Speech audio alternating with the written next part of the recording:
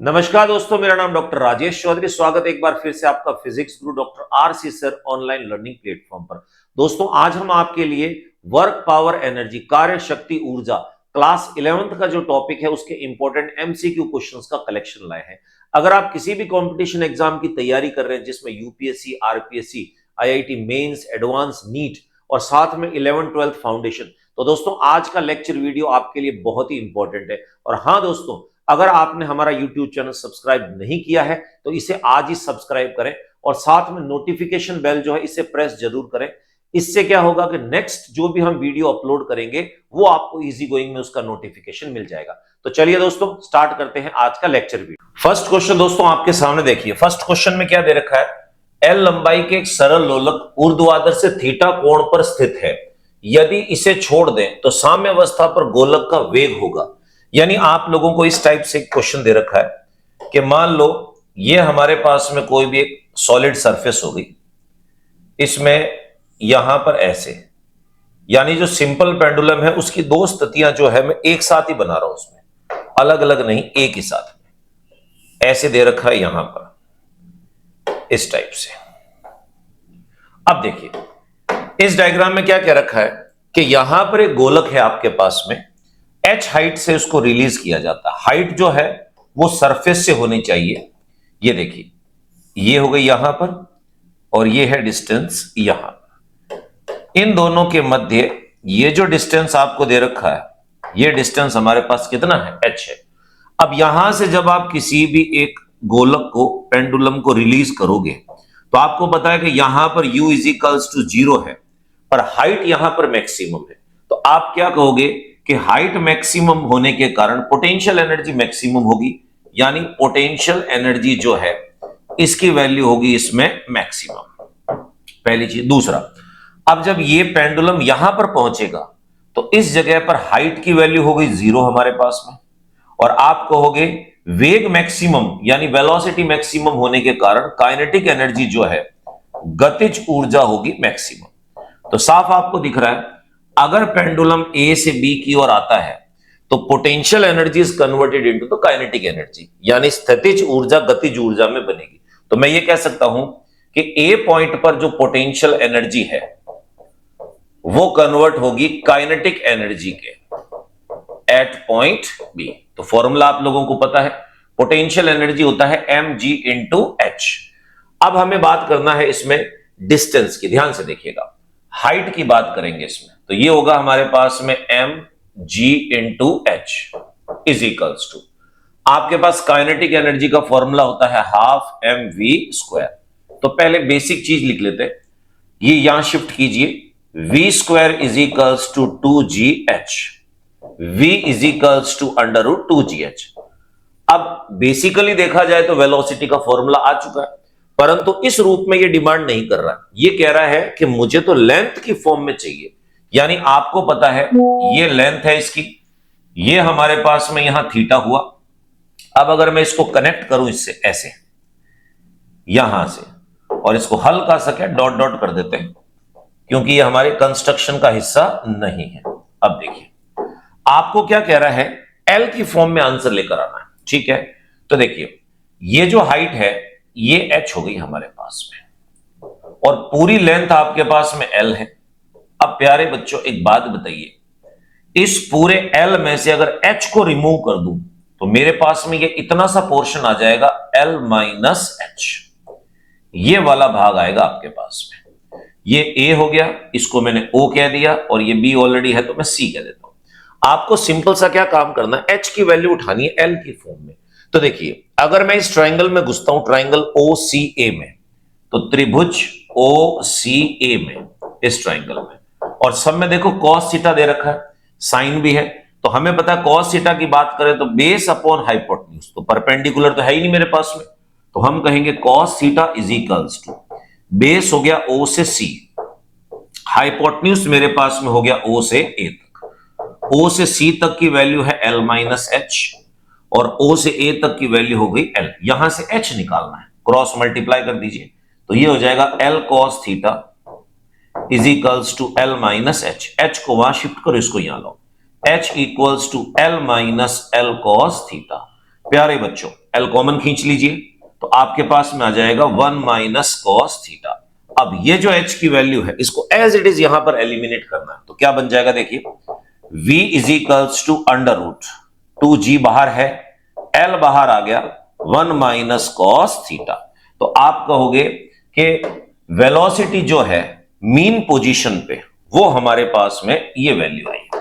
अब इसको मैच कर दीजिए कौन सा 2gl 1 minus cos theta. C option जो है आपके पास फर्स्ट क्वेश्चन का करेक्ट आंसर है दोस्तों। नेक्स्ट क्वेश्चन नंबर सेकंड दोस्तों आपके सामने देखिए क्वेश्चन में क्या दे रखा है कि एक हॉर्स पावर 1 हॉर्स पावर की मोटर 20 मीटर गहरे कुएं से पानी को खींचकर जमीन तल से 10 मीटर की ऊंचाई पर 2238 लीटर आयतन की टंकी में भरती है। खाली टंकी को भरने के लिए मोटर द्वारा कितना समय लिया गया होगा। तो आप लोगों को इस क्वेश्चन में साफ पता चल रहा है कि कुआं जो है वो तो है 20 मीटर गहरा और पानी की टंकी जो है वो 10 मीटर हाइट की है। तो बेसिक अगर मैं एक छोटा सा डायग्राम बनाऊं तो ये पानी की टंकी, ये किसी भी सरफेस से इसकी हाइट आपको दे रखी है 10 मीटर, ये हो गया। और डेप्थ जो है कुएं की, गहराई जो कुएं की दे रखी है ये डी आपके पास में हो गया लगभग 20 मीटर। तो अब मुझे बताइए इस पानी की मोटर को 20 मीटर गहरे कुएं से पानी को खींच के 10 मीटर ऊंचाई की टंकी में रखना पड़ेगा। इसका मतलब जो टोटल डिस्टेंस होगा आपके पास दूरी वो कितना है 20 + 10 = 30 मीटर। तो 30 मीटर ऊंचाई तक इस पानी को शिफ्ट करना पड़ेगा। यानी पावर की मैं बात करता हूं तो power is equals to work done upon time taken, और जो कार्य करना पड़ेगा वो पोटेंशियल एनर्जी की फॉर्म में होगा स्थितिज ऊर्जा mgh/t। तो T इज इक्वल्स टू कितना होगा mgh/p। अब देखिए दोस्तों पावर आपको दे रखी है 1 हॉर्स पावर, इसको हम कन्वर्ट कर लेंगे तो ये आपके पास में हो जाएगा P is equals to 1 HP, और 1 हॉर्स पावर का मतलब होता है 746 वॉट। पहली चीज। नंबर दूसरी, हाइट जो आपके पास में है ये 30 मीटर हो गई इसमें। अब असली जो चीज है वो बची हमारे पास में m। मास कितना है, जबकि यहां तो वॉल्यूम दे रखी है। तो आप लोगों को पता है कि मास इज इक्वल्स टू होता है डेंसिटी इनटू वॉल्यूम। पानी की डेंसिटी m केस में बात करें तो 10⁻⁴ हमारे पास में होगी 3 kg/m³। ये हो गया। मल्टीप्लाई वॉल्यूम 2238 लीटर दे रखा है तो 1 लीटर में m केस में 10⁻³ होते हैं मीटर क्यूब। तो आप लिखोगे इसमें 2238 मल्टीप्लाई 10⁻³ मीटर क्यूब। अब ये सारी वैल्यूज हम यहां शिफ्ट करेंगे, g की वैल्यू 10 एज्यूम कर लेंगे तो क्या बन जाएगा देखो T इज इक्वल्स टू ये 10⁻³ -3 से कैंसिल आउट हो जाएगा 2238 मल्टीप्लाई g 10 है और हाइट 30 हो गया अपॉन पावर दे रखी है 746। अब इस प्रकार के अटपटे डाटा जो होते हैं बच्चे को लगता है कि कैलकुलेशन में दिक्कत होगी, नहीं, कैलकुलेशन इजी करने के लिए बनाए जाते हैं। 3 बार में जा रहा है तो आप कहोगे टोटल मिला के 900 सेकंड हो गए। अब 900 सेकंड आपको दे नहीं रखा, आपको पता है कि उस सेकंड को मुझे मिनट में कन्वर्ट करना है तो 60 से डिवाइड करना पड़ेगा। तो ये मेरे पास में आ जाएगा 15 मिनट। तो आप कहोगे कि इस पानी की मोटर को इतनी टंकी को फिल करने के लिए टोटल टाइम जो लगेगा वो आपके पास में कितना होगा 15 मिनट का। तो सेकंड क्वेश्चन का करेक्ट आंसर हमारे पास सी ऑप्शन है। नेक्स्ट थर्ड क्वेश्चन क्या कह रखा है कि 10 किलोग्राम द्रव्यमान को 1 मीटर ऊंचाई तक 10 सेकंड तक ले जाने में गुरुत्व के विरुद्ध कितना कार्य करना पड़ेगा। बड़ा सिंपल सा चीज है, आप लोगों को पता है। ये आपसे पूछ रहा है m का मास दे रखा है 10 ग्राम 10 किलोग्राम, हाइट आपके पास में है 1 मीटर और t जो दे रखा है वो कितना है आपके पास में 10 सेकेंड्स। सवाल क्या पूछा है कि कितना कार्य करना पड़ेगा। अगर मैं वर्क डन की बात करता हूं तो आपको पता है कि पोटेंशियल एनर्जी जो होती है वो यूज आएगी क्योंकि हाइट शिफ्ट की बात कर रहा है। तो कार्य जो है वैसे देखा जाए तो फोर्स इनटू डिस्प्लेसमेंट होता है, ठीक है। अब डिस्प्लेसमेंट विस्थापन आपके पास में 1 मीटर दे रखा है इसमें। अब बच्चा कहे सर कि ये हमारे पास फोर्स कितना होगा, तो आप कहोगे 10 किलोग्राम को ऊपर की ओर ले जाना है तो इसका मतलब उसके भार के अगेंस्ट कार्य करना पड़ेगा। तो भार कितना होगा mg होगा हमारे पास में। m की वैल्यू आपको दे रखी है 10, kg, और g देखिए क्वेश्चन के अकॉर्डिंग लग रहा है कि 9.8 लेने का इच्छुक है ये, तो g हो जाएगा आपके पास 9.8 मीटर पर सेकेंड स्क्वायर। अब ये सारी वैल्यू पुट कर देते हैं, तो W इज इक्वल्स टू ये बन जाएगा 10 इंटू 9.8 इंटू 1, तो हमारे पास में कार्य जो आएगा वो होगा 98 जूल।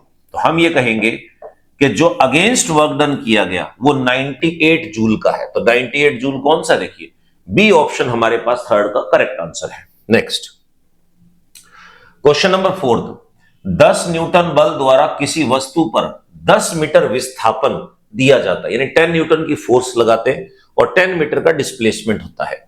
यदि किया गया कार्य 50 जूल है तो बल की दिशा विस्थापन के साथ में कितने डिग्री का एंगल बनाएगी। तो देखिए एंगुलर फॉर्म में कार्य का फॉर्मूला क्या होता है, W is equals to F D cos theta. जो जो चीजें दे रखी है वो यूज करेंगे। वर्क डन आपके पास कितना है 50, फोर्स कितनी लगा रहे हैं 10 न्यूटन, डिस्प्लेसमेंट कितना हुआ 10, यहां लगाना कॉस थीटा, तो इसको नीचे शिफ्ट कीजिए, तो cos theta is equals to 50 upon 100, इसको काटोगे 1/2 हो जाएगा हमारे पास में। कॉस थीटा की वैल्यू 1/2 ये आपके पास में होगी 60 डिग्री पर, तो कॉस 60 डिग्री, थीटा से कंपेयर करेंगे थीटा को, तो theta is equals to 60 degree, यानी आपने जो बल लगाया है वो विस्थापन के साथ में 60 डिग्री का एंगल बनाएगा, तो 60 डिग्री कौन सा है, सी ऑप्शन हो गया करेक्ट आंसर हमारे पास फोर्थ क्वेश्चन का। नेक्स्ट पांचवा देखिए, किसी वस्तु की गतिज ऊर्जा काइनेटिक एनर्जी जो है प्रारंभिक मान की 4 गुना कर दी जाती है। काइनेटिक एनर्जी को हमने 4 टाइम्स कर दिया, तो बताइए नया रेखीय संवेग कितना होगा। देखिए तुलनात्मक क्वेश्चन है, तो सबसे पहले आपको साफ लग गया होगा इस क्वेश्चन में काइनेटिक एनर्जी और मोमेंटम जो है संवेग इनको रिलेट किया गया है। तो फॉर्मूला हमारे पास में होता है K is equals to P square upon 2m। Kinetic energy के मोमेंटम पूछ रहा आपसे, तो P square equals to 2mk, और बच्चों P इज इक्वल्स टू हो जाएगा √2mk। मास का कोई जिक्र नहीं है, और आपको पता है कि मास जो है वो कांस्टेंट रहता है और 2 ऑलरेडी कांस्टेंट है, तो P डायरेक्टली प्रोपोर्शनल √ कितना हो गया k। अब जितना भी काइनेटिक एनर्जी को इसने चेंज किया है उसका रूट लगा दीजिए, उतना मोमेंटम चेंज हो गया हमारे पास।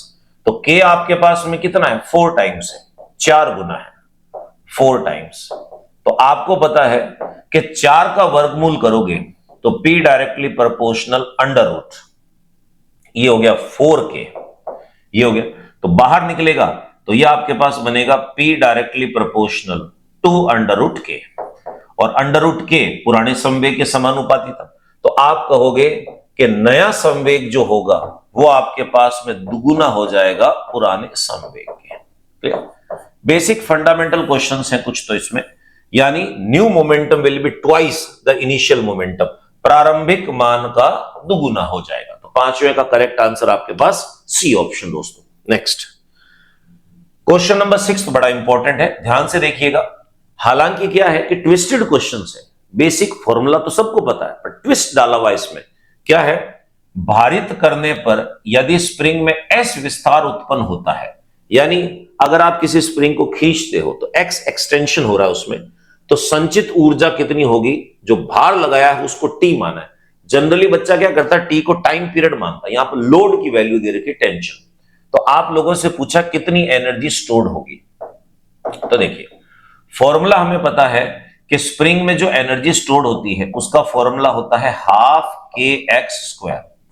अब चारों ऑप्शन को ध्यान से देखिएगा, k की वैल्यू तो ऑप्शन में मिल रही है, x नहीं है, तो x को रिमूव करना पड़ेगा। तो आप लोगों को पता है x हटाने के लिए आपको प्रत्यान्यन बल यूज करना पड़ेगा, प्रत्यान्यन बल, रीस्टोरिंग फोर्स जो होती है। अब प्रत्यान्यन बल जो लग रहा है इस लोड के अगेंस्ट लग रहा है, तो मैं ऐसे कह सकता हूं कि T जो है इज इक्वल्स टू kx कह सकता हूं, इसमें माइनस मैंने मॉड यूज कर लिया, तो आप ये कहोगे कि x is equals to T upon k, x की वैल्यू शिफ्ट कर दीजिए, तो आपके पास बन जाएगा u is equals to ½ k, और ये हो गया T अपॉन k का whole square, u is equals to ½ k, और ये है T स्क्वायर अपॉन k²। प्यारे बच्चों ये कैंसिल आउट हो गया, u is equals to T square upon कितना हुआ 2k। अब ये ढूंढ लीजिए, ये आंसर होना चाहिए T² अपॉन 2K। तो T²अपॉन 2K बी ऑप्शन जो है छठे क्वेश्चन का हमारा करेक्ट आंसर है दोस्तों। नेक्स्ट, सातवें में क्या दे रखा है, किसी टरबाइन के ब्लेड पंखों पर 100 किलोग्राम प्रति सेकंड की दर से झरने से पानी गिर रहा है। यानी आपको ये क्या दे रखा है, मैं वापस बता देता हूं, ये जो चीज दे रखी है ये dm अपॉन dt है, मास पर यूनिट टाइम कितना आपके पास में 100 किलोग्राम पर सेकंड की दर से पानी को हम शिफ्ट कर रहे हैं। यदि झरने की ऊंचाई 100 मीटर है तो हाइट आपको दे रखी है इसमें 100 मीटर। ठीक है, सवाल पूछा है कि टरबाइन को कितनी पावर दी गई होगी। आपको पता है कि झरना जब ऊपर से नीचे गिरेगा तो अपने साथ पोटेंशियल एनर्जी लेकर आएगा, क्योंकि हाइट जो होती है उसमें स्थितिज ऊर्जा होती है।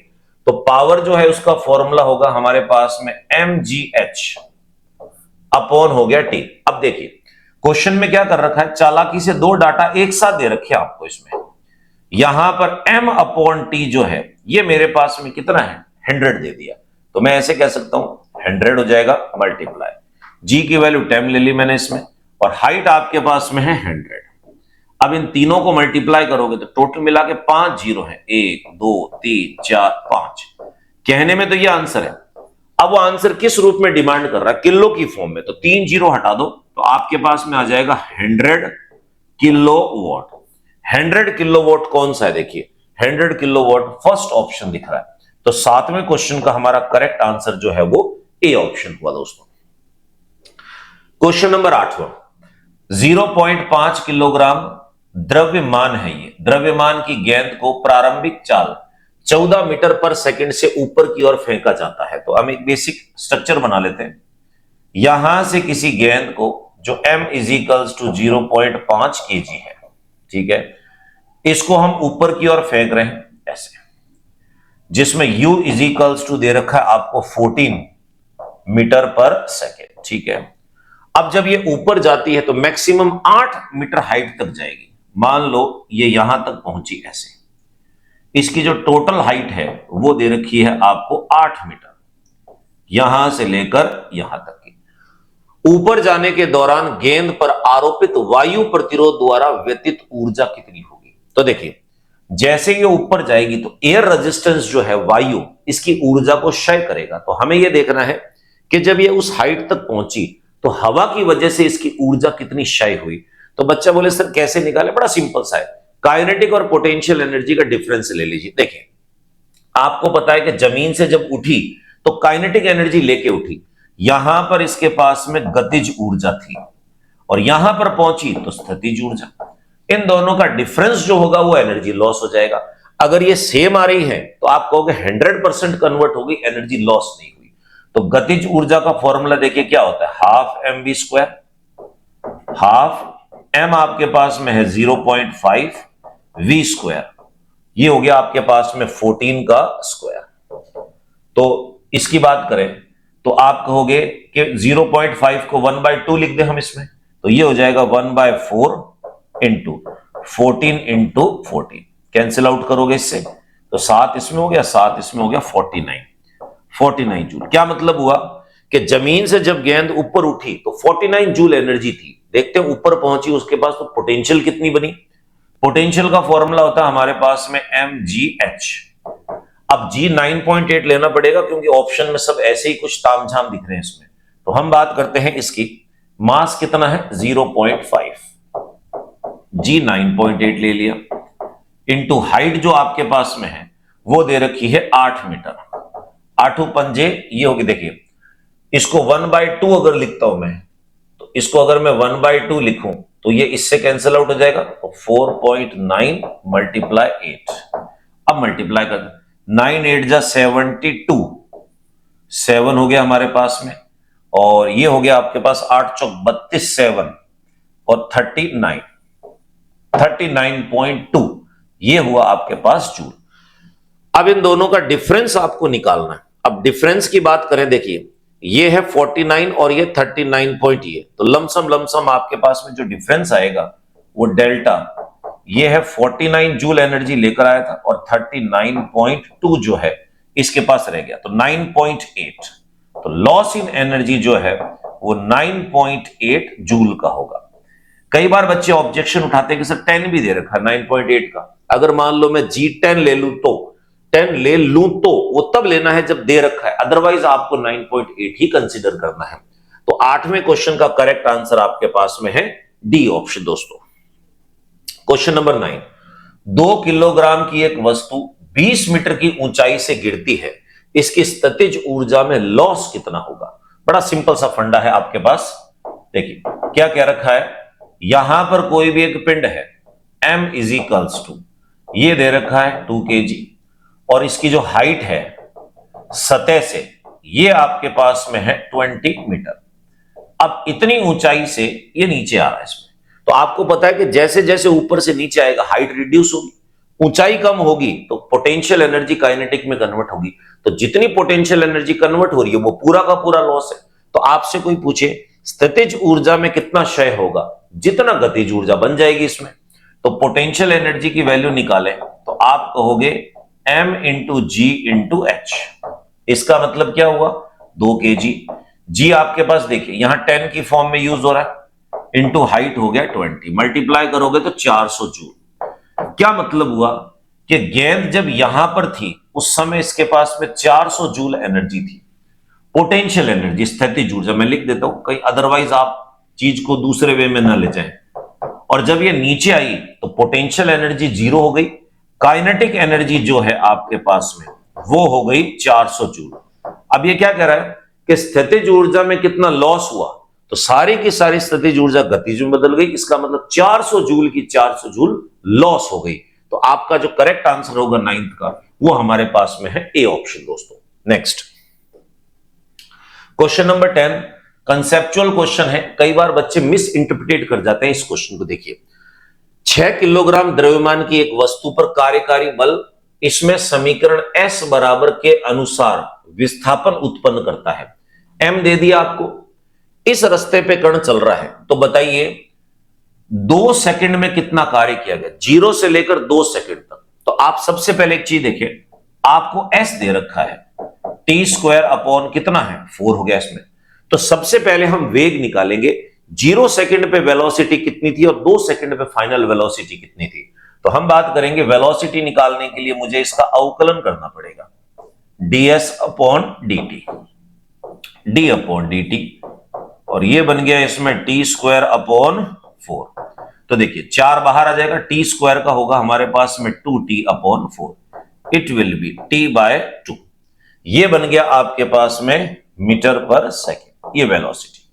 आपसे पूछ रहा है t is equals to 2 second पर प्रारंभिक वेग इनिशियल वेलोसिटी, तो 0 अपॉन 2 कितना हो जाएगा 0 मीटर पर सेकेंड, रेस्ट में था।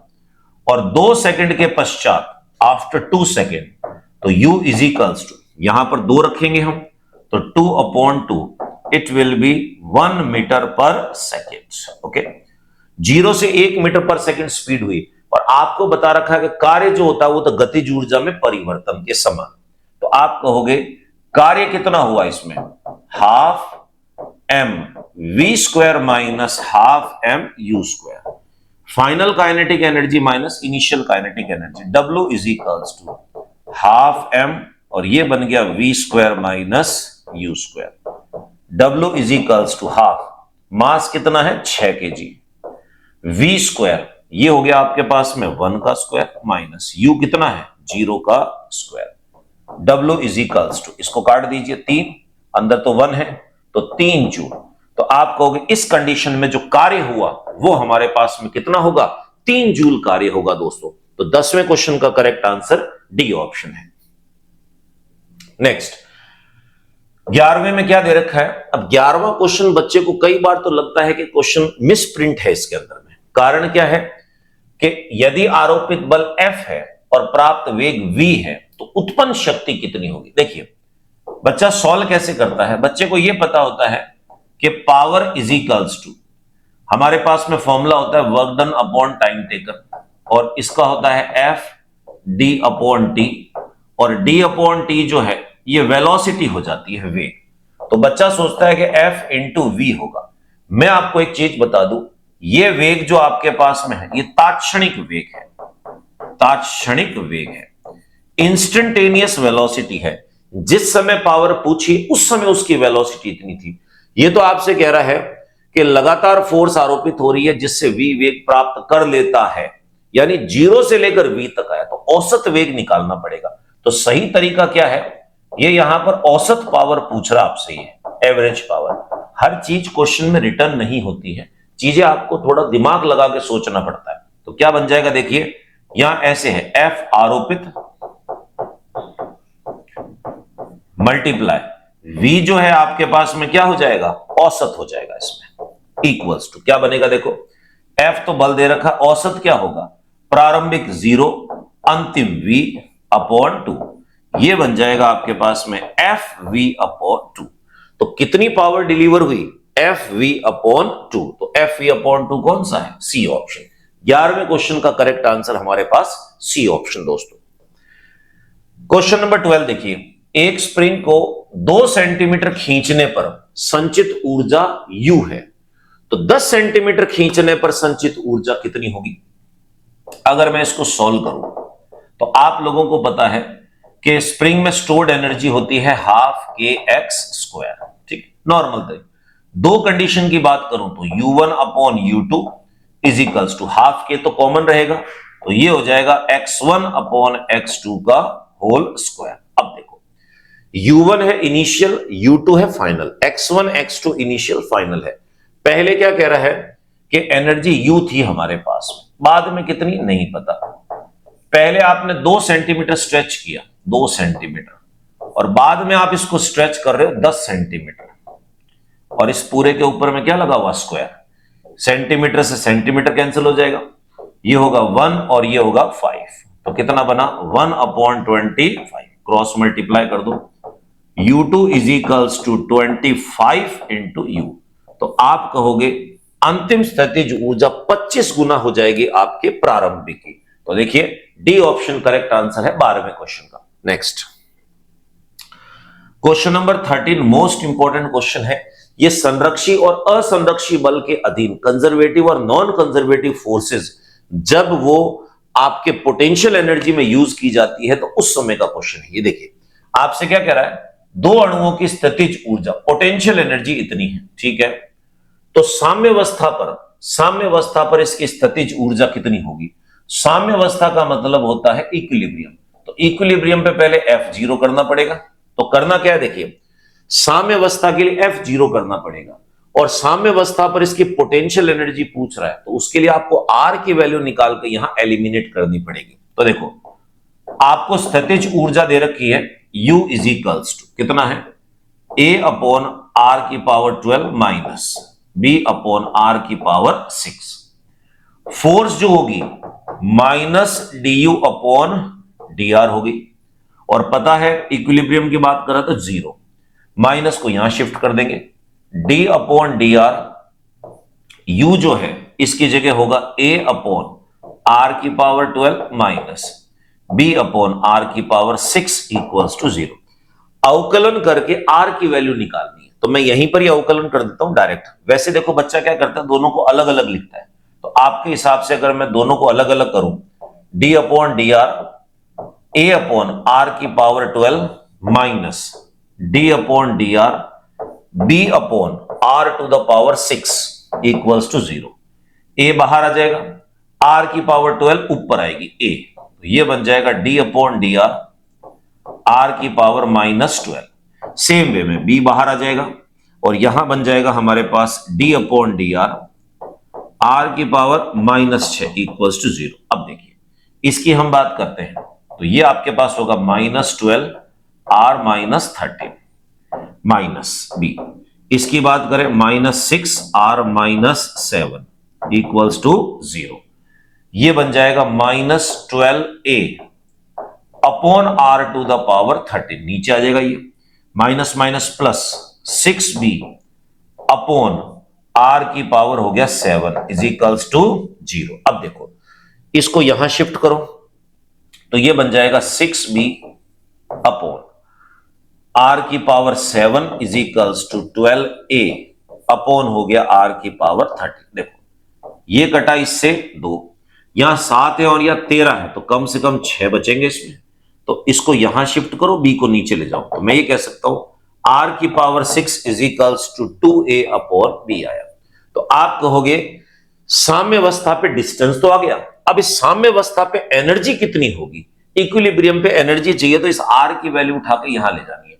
तो आपको r की पावर डायरेक्ट 6 रख सकते हो क्योंकि 12 और 6 दे रखा है, तो मैं इसको ऐसे लिख सकता हूं, देखो वो जो इक्वेशन है u is equals to a upon r की पावर 12 है तो r 6 का होल स्क्वायर हो गया माइनस b अपॉन r की पावर 6, तो ये बन जाएगा u is equals to a upon r की पावर 6, ये दे रखा है 2a अपॉन b, थोड़ा कैलकुलेटिव चीज रह जाती है उसमें, माइनस यहां तो डायरेक्ट रख जाएगा इसमें 2a अपॉन b। अब देखो स्क्वायर कर दीजिए, b को ऊपर शिफ्ट कर दिया, ये हो जाएगा 4a स्क्वायर, तो a कट जाएगा, b स्क्वायर ऊपर जाएगा, तो हमारे पास क्या बन जाएगा b square upon 4a minus ये बन जाएगा b स्क्वायर अपॉन 2a।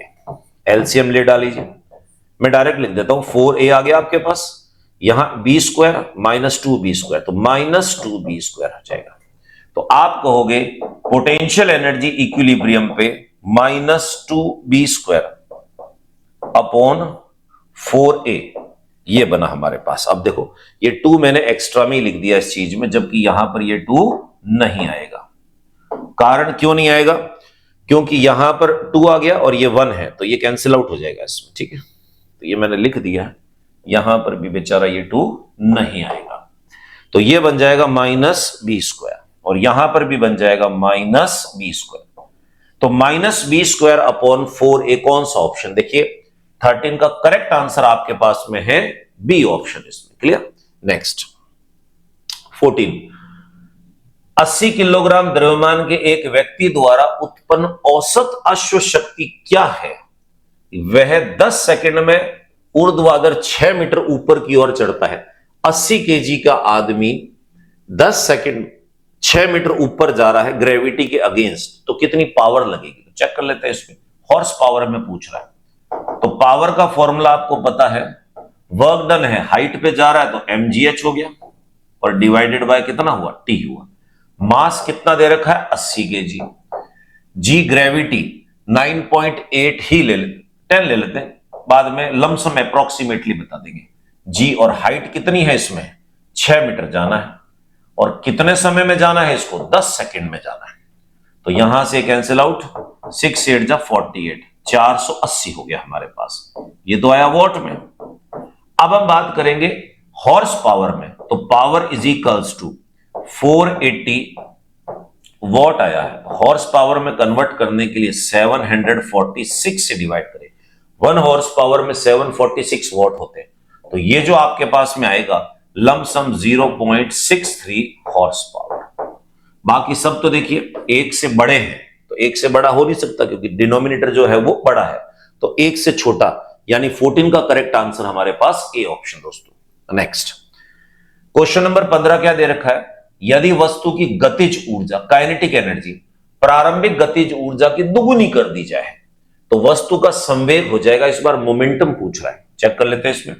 ऐसा क्वेश्चन ऑलरेडी आ चुका है इसी से लमसम, तो k इज इक्वल्स टू होता है p square upon 2m, p चाहिए हमें, तो p इज इक्वल्स टू हो जाएगा अंडर रूट 2mk। तो देखिए p directly proportional under root k, तो जितना गतिज ऊर्जा को करोगे उसका रूट टाइम्स पोटेंशियल ये संवेग हो जाएगा मोमेंटम। अब k को क्या कर रहा है, डबल कर रहा है, डबल कर रहा है, ठीक है, तो सीधी सी बात है अगर इसको डबल कर रहा है तो p जो है आपके पास में वो रूट 2 गुना हो जाएगा इसमें। तो रूट 2 टाइम्स कौन सा, देखिए पहला 2 रूट 2, सी में अलग है, ये हो गया आपके पास बी ऑप्शन। यानी सीधा सा रिलेशन है, जितना k को आप इंक्रीज करोगे उसका रूट 2 टाइम्स जो है वो आपका p जो है वो बन जाएगा इसमें। 15वें का correct answer B option.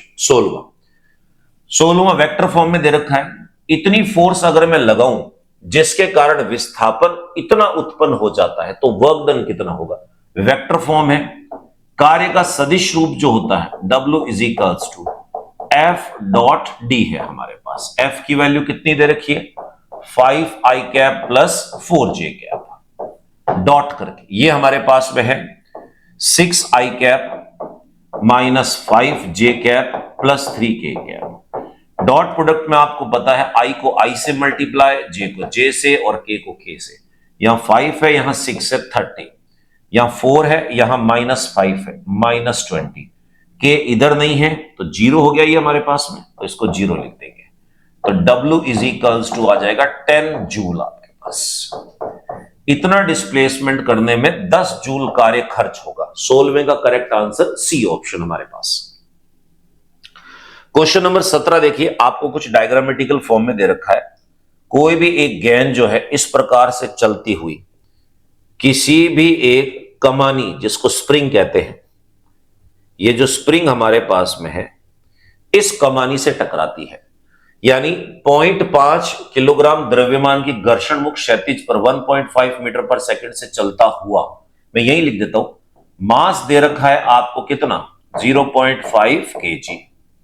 Velocity जो आपके पास है वो है 1.5 मीटर पर सेकंड। ओके, फिर उसके बाद कह रहा है भारहीन, मास नहीं है, कमानी से टकराता है। कमानी का बल नियतांक जो के आपके पास में है वो है 50 न्यूटन पर मीटर। ओके, तो कमानी में अधिकतम संपीड़न कितना, साफ पता है, ये काइनेटिक एनर्जी अपने अंदर लेकर आ रहा है।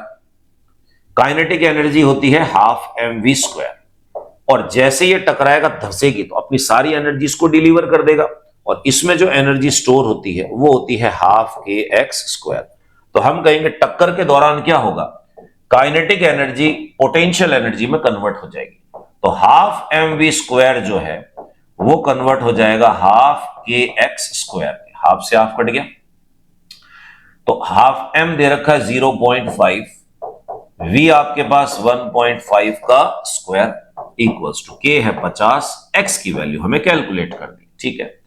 इसको उठा के शिफ्ट करो नीचे, x² इज इक्वल्स टू, ये हो जाएगा हमारे पास में 0.5 मल्टीप्लाई, ये हो गया 225, 2.25 अपॉन 50। देखो इसको शिफ्ट किया हमने, यहां से एक जीरो बन गया आपके पास, यहां पर इसको काटोगे तो ये बन जाएगा 100, ठीक है।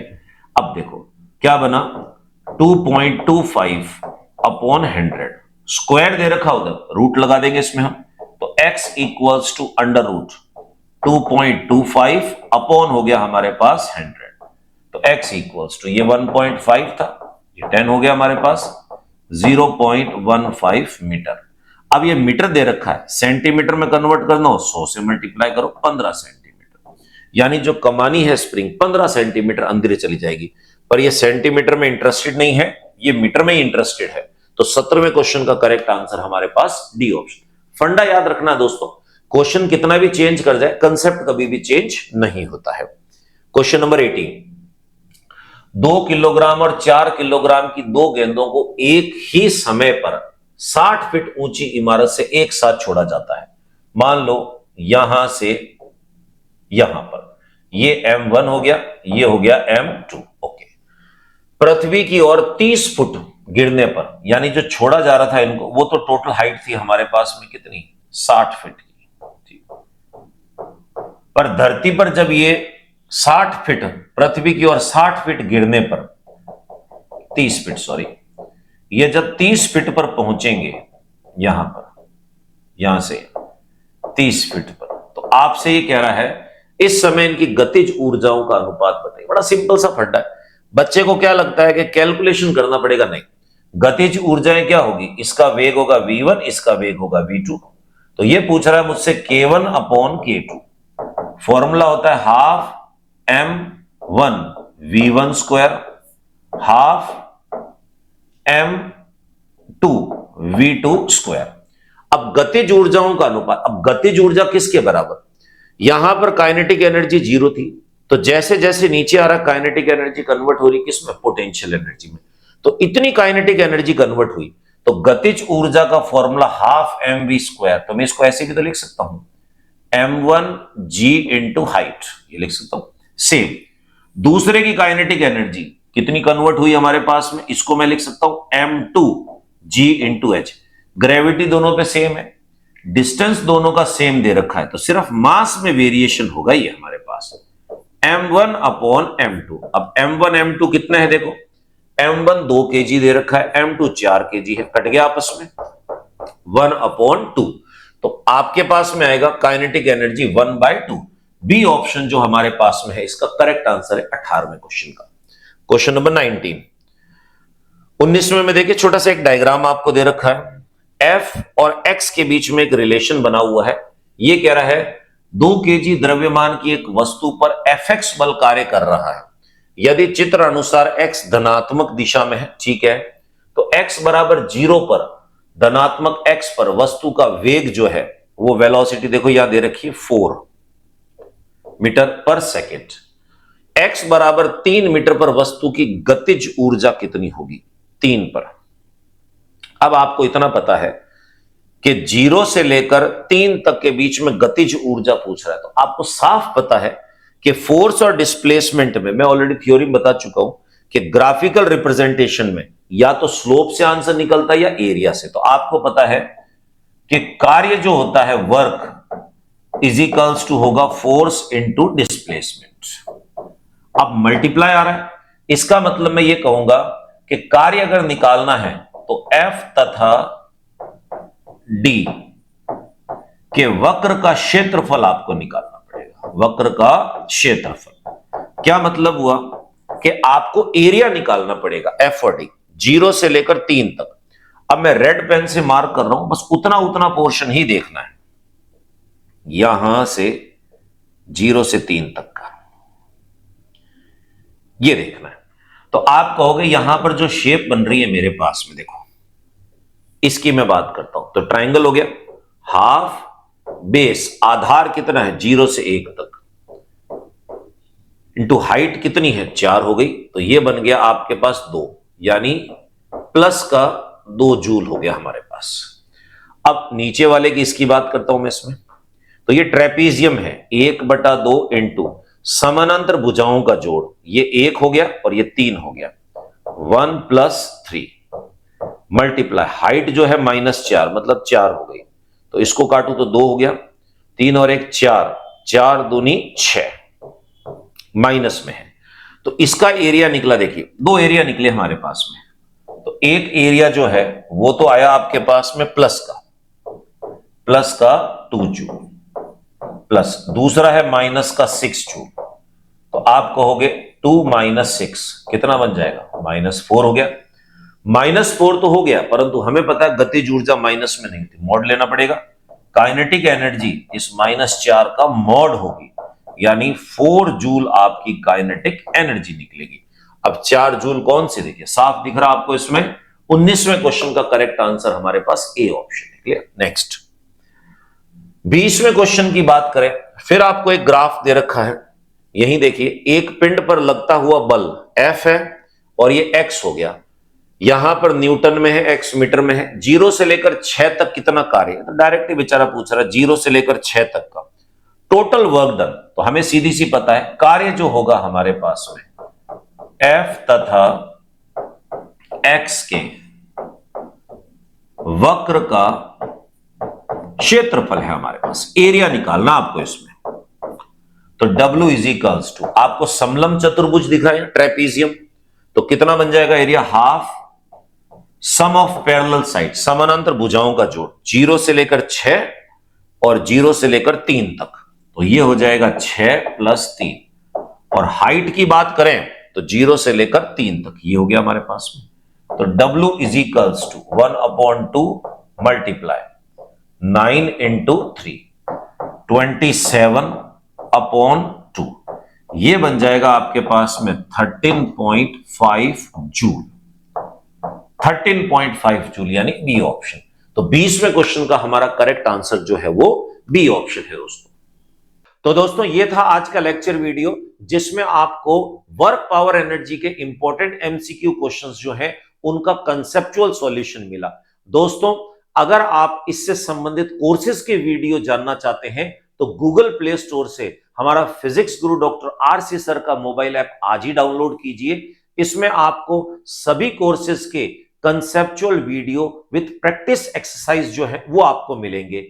जिसको आप बहुत ही नॉमिनल चार्जेस पे खरीद सकते हैं और अपनी तैयारी को सुगम करिए। चलिए दोस्तों, इजाजत दीजिए, नेक्स्ट वीडियो में आपके सामने फिर उपस्थित होंगे। धन्यवाद।